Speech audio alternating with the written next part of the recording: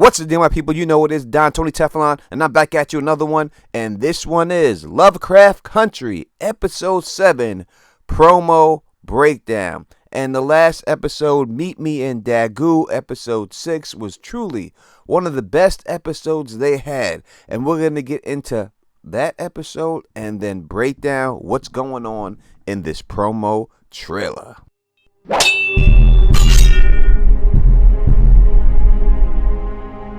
As I said, the last episode in this Lovecraft Country is truly a great episode, but before we get into all that, we are approaching 50,000 subscribers, so if you can, please subscribe, click that bell so you can be notified every time I drop a new video. And also, if this video hits 400 likes and you leave a comment and are a subscriber, you have a chance to win a $25 gift card from Netflix. Now, the last episode starts off with and ends with Julie Garland, and when you look at her life on the silver screen, it truly looks like a blessed one. But behind the curtain, we all know that she had a terrible life. Pay no attention to that man behind the curtain.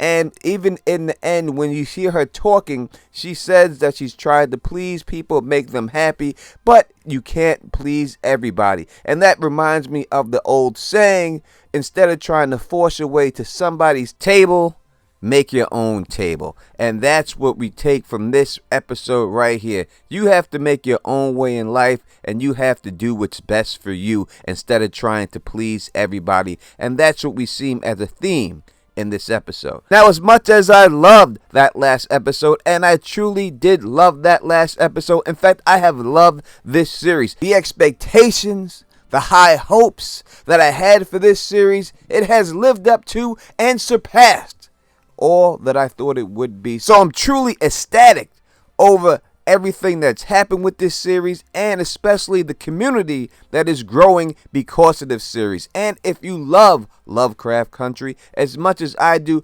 know that every Sunday right after the show, I do a podcast with LMR live, and we give our live review. So please join us in the comment section. As I said, we have built up a good community there. We have a good bunch of people that show up, so come and join that community. That being said, let's get into this promo trailer. Now, it seems that the way the show is doing it is that it's giving each character their own episode to flesh out that character. We have seen one for Letty, who is, and I'm just going to say it, my favorite character in this whole show. And no, not just because she's a beautiful woman. I know that's what y'all thinking, but I truly like the character of Letty herself. Her being easy on the eyes only adds to that. Then we've seen them do the same exact thing for Letty's sister Ruby, and we had a whole episode based around her, which again was another top episode without a shadow of a doubt. And the last episode, even though it was billed as filling in Tick's backstory, truly was an episode of Jiha and all about her and everything that she had to deal with. And now we get the episode focused on Hippolyta, and I'm going to say that I think that this could be the best episode so far. So let's get right into this promo.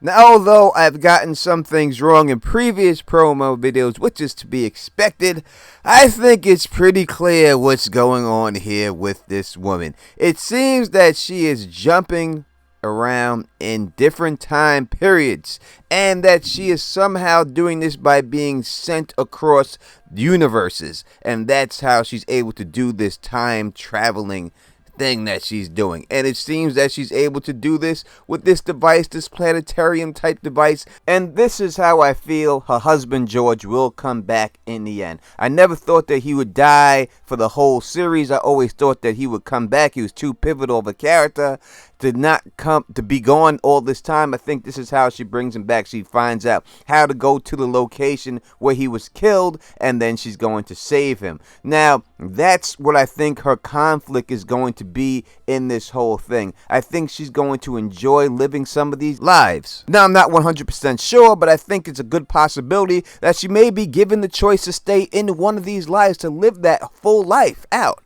And if she is, she may like it. And I think that it could be her husband and her daughter that snaps her back to reality and makes her realize that her life that she has is the one that's truly worth living.